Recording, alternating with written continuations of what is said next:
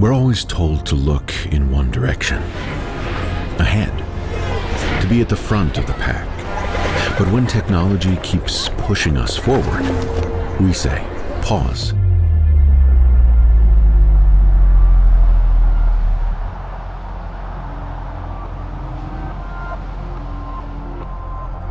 And look back.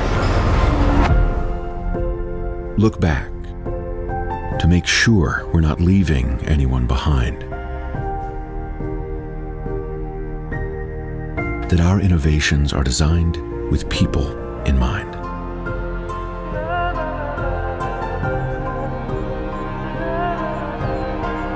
That everyone gets an equal seat on the couch. Look back to make sure the planet is not left as an afterthought. That we make the world less wasteful, more conscious.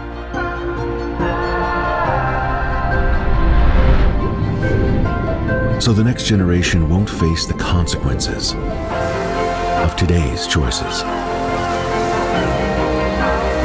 Let's take a moment to stop. Breathe.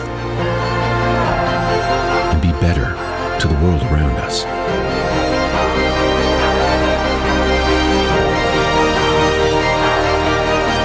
True progress only moves us ahead when it leaves no one behind.